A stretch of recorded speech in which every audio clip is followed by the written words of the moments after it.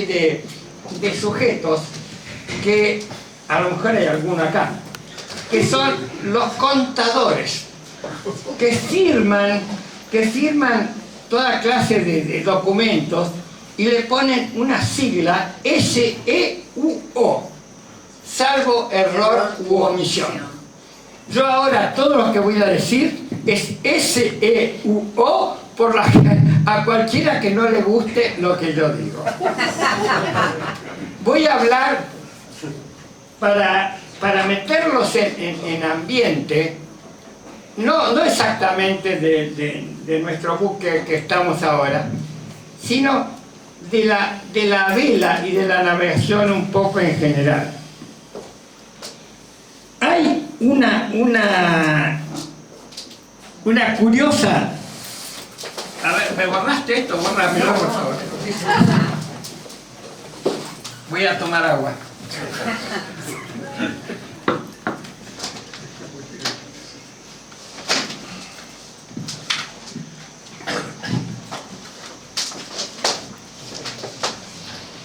Acá empezamos a contar los años de nuestro Señor Jesucristo. Para acá, 2000, 4000 años. 4000 años en Ur, en el Tigris y el Éufrates, quedó un pequeño objeto que era una nave de 3 tablas, fondo, los 2 lados y el bao. El bao, o sea, lo que sostenía la armazón esa, fue, curiosamente, la base fundamental que hasta el día de hoy, hasta la aparición del plástico y las estructuras completas, es lo que ha sostenido los barcos en su forma, 4000 años atrás.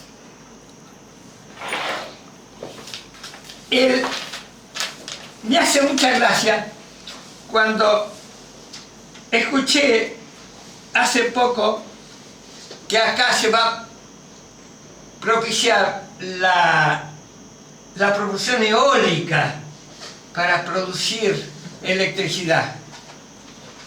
Eólica. Dijo, el viento lo usaron 2500 años atrás los egipcios para moverse. Hay una cosa muy curiosa. El hombre se encontró con el agua como un elemento hostil. Cruzar eso, acá, hasta Sarmiento decía que el gaucho se agarraba de la cola del caballo para cruzar un río. El agua fue un elemento hostil para el hombre de tierra. El hombre naturalmente es de tierra, no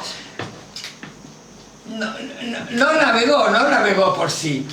Entonces, en algún momento, dijo, tengo que ir al agua y a la orilla del frente. Y Barraglaso, que es un escritor, un historiador muy bueno que revolucionó mucho la arqueología náutica, dijo que nunca empezó con una canoa excavada y un tronco, porque eso era una industria dificilísima, cavar, prender fuego, que fueron haces de juncos atados y flotadores los que permitieron al hombre cruzar de una orilla a la de enfrente.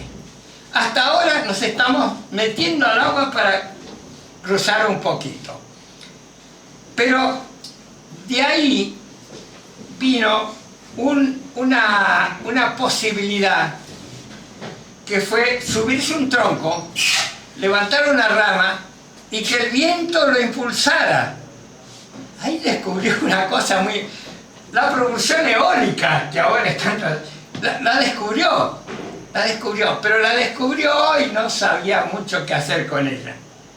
Sin embargo, a raíz de la necesidad de llevar cosas por agua, que era más fácil que llevarlas por tierra, no se había inventado la rueda cuando la gente ya flotaba. Entonces, cualquier cosa pesada, cualquier cosa grande, ponerla en el agua y llevarla fue un paso adelante muy grande. De ahí, bueno, pasaron muchos años y empezó a hacer naves fluviales.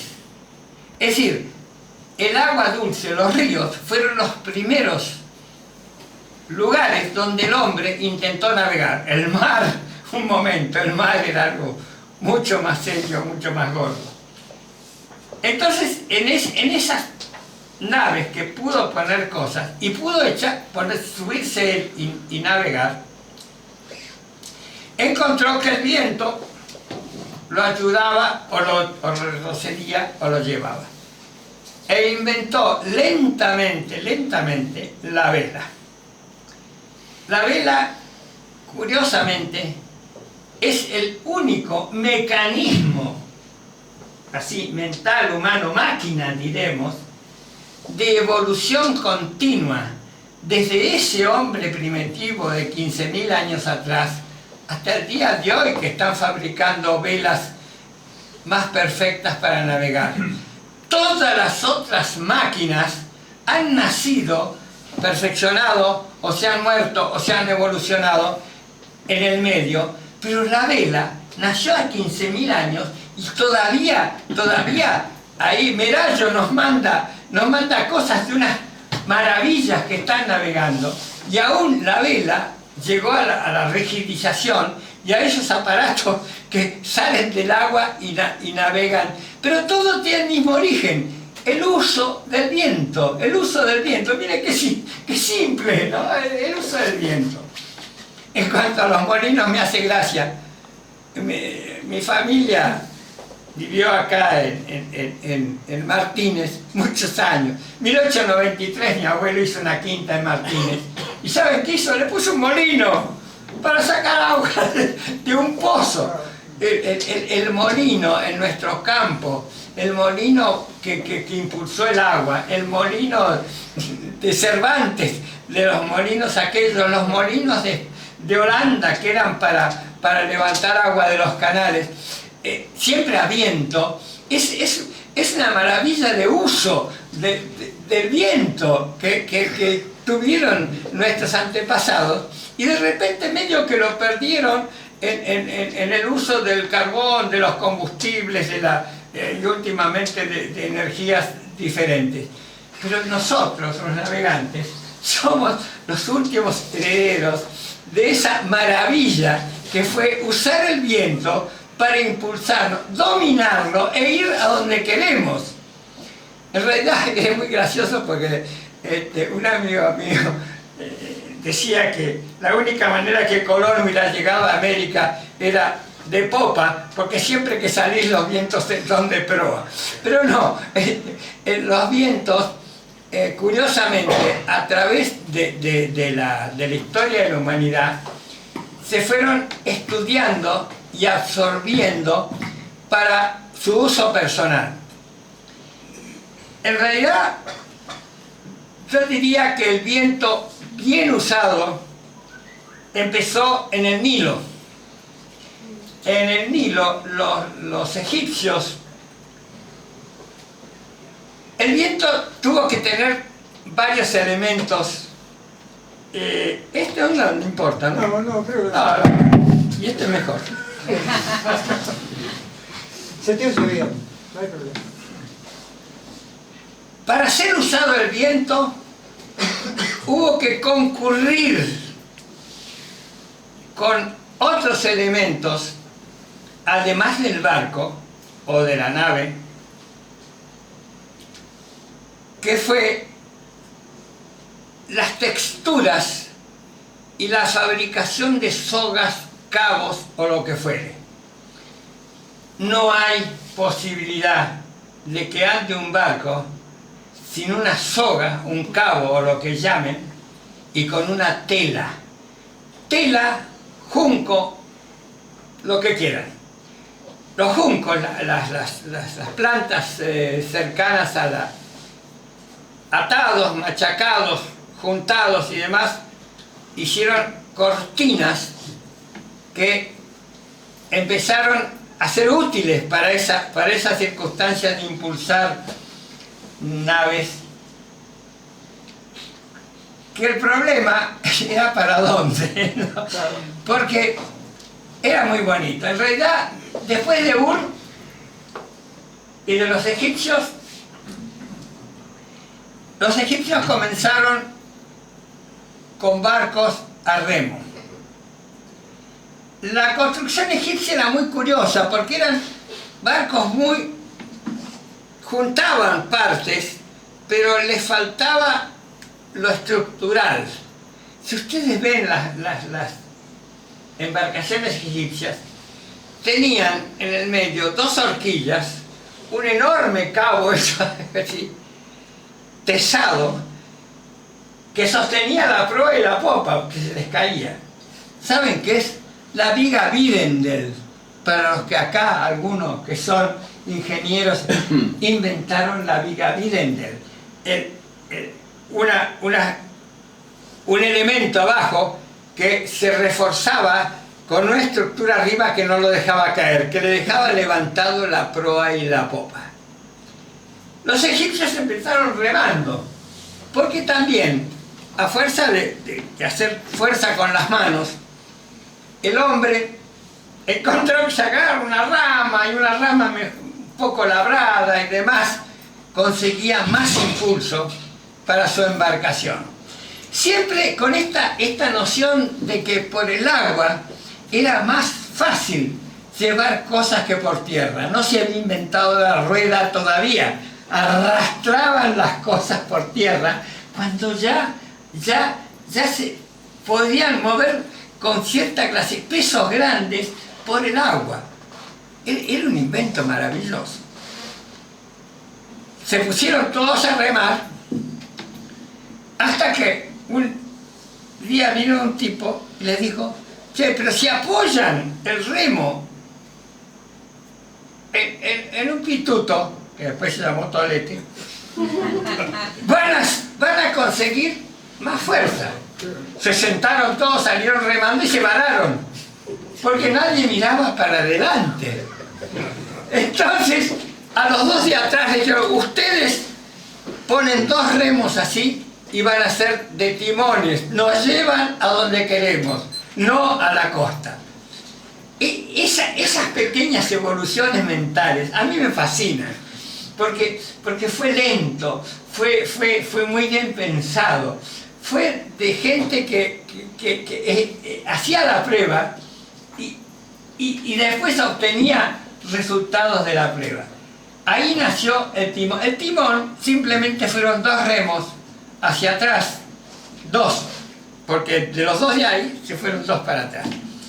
Después, brevemente, el timón fue evolucionando, pero mucho tiempo quedó como un remo atrás, hasta los vikingos, lateral, etcétera y demás, hasta llegar a las dos paletas que tenemos ahora en los barcos de regata, para que siempre se rompa uno y tengas que volver a puerto para arreglarla. Al escorar, dice, bueno, entonces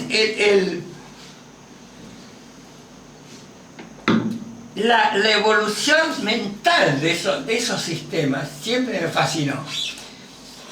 Volvamos a la vela. La vela era un textil. De la vela, posiblemente de juncos machacados, unidos y demás, los egipcios eran muy evolucionados. El norte de África fue una ola de civilización, cuando Europa era mucho más tosca y mucho más baja, y se peleaban allá los del norte, los bárbaros del norte y la mitad de Europa. ¿No? Los egipcios cultivaban algodón, y un algodón muy especial con las inundaciones del Nilo, el algodón de fibra larga.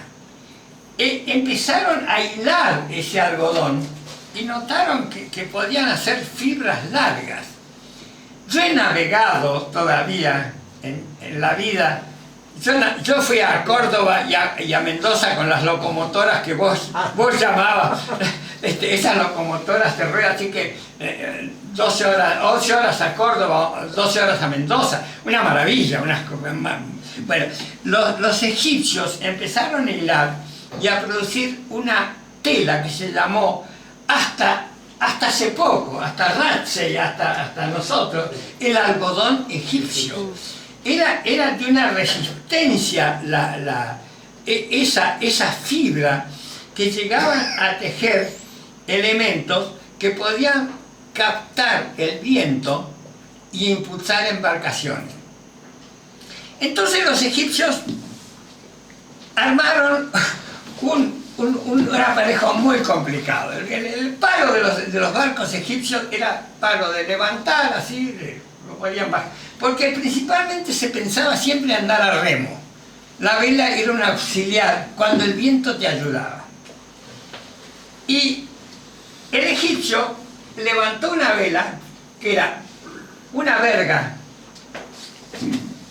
así, le metió otra abajo, acá estaba el palo generalmente así, la tela entre las dos y una serie de cabos que después se llamaban brioles para dominar esa vela, porque el problema de la vela no es que te impulse, es poder achicarla cuando te impulsa demasiado. Y todos lo sabemos, que el gran problema de ustedes y todos nosotros fue tomar rizos. Tomar rizos cuando se agarraba allá afuera. Hay que achicar paño. Entonces el paño expuesto al viento es macanudo, salvo que ya te ponga la soga al cuello. Entonces, los egipcios armaron este sistema que iban juntando ambas diremos vergas, o no sé cómo se llamarían estas, por supuesto tenían ya las escotas, y podían achicar paño cuando era necesario. Es decir, el otro paso fue no solo adoptar el viento, sino usarlo en beneficio propio hasta donde te diera, y después cuando te empezaba a castigar, ahí paramos.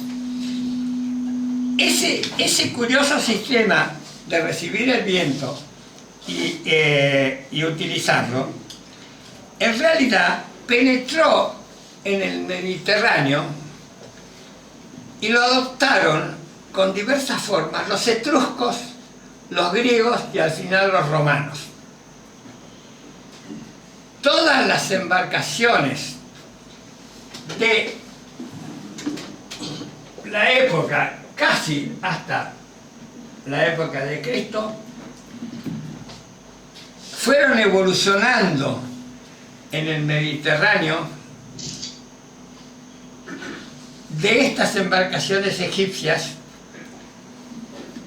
y ya se construía con el, diremos,